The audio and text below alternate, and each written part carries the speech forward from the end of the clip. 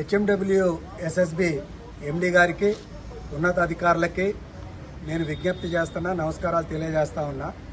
ఈరోజు వర్కర్లు పిలిచిన మేరకు మేము యూనియన్ తరఫున ఈరోజు దారుసభ సెక్షన్కి రావడం జరిగింది.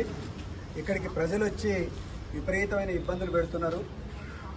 మళ్ళా కంప్లైంట్స్ బాగా సివరేజ్ కంప్లైంట్స్ పెరుగుతూ ఉన్నాయి.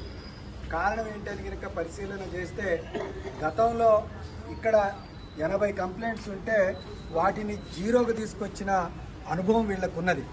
కానీ ఇటీవల కాలంలో 22 మంది ఈ సంఖ్యల్లో పనిచేస్తే 20 మందిని ట్రాన్స్ఫర్ చేశారు.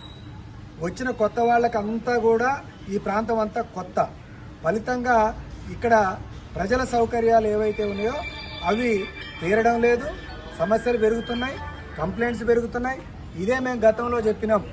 ఇవాళ మన ట్రాన్స్ఫర్లు ప్రజలకు ఉపయోగపడాలి, ఉద్యోగులకు ఉపయోగపడాలి అని చెప్పినాం.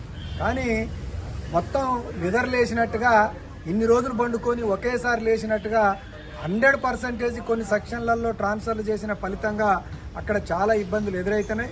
అందుకే నేను ఎండి గారికి విజ్ఞప్తి చేస్తున్నా, ఈ ట్రాన్స్ఫర్ల మీద పునఃపరిశీలించాలి. సెక్షన్లలో లైన్మెన్లను కానీ అదే రకంగా మన సివరేజీ వాళ్ళని కానీ అనుభవం ఉన్న వాళ్ళని ఉంచకపోయినట్టయితే, అక్కడ ట్రాన్స్ఫర్లను రద్దు చేయకపోయినట్టయితే డెఫినెట్గా రాబోయే కాలంలో వాటర్ సప్లై మీద, సివరేజ్ వ్యవస్థ మీద తీవ్ర ప్రభావం పడుతుంది. అందుకని దీన్ని గమనంలో పెట్టుకొని తప్పకుండా ఈ ట్రాన్స్ఫర్లని పునఃపరిశీలించాలని నేను ఎండి గారికి విజ్ఞప్తి చేస్తా ఉన్నాను. జై తెలంగాణ.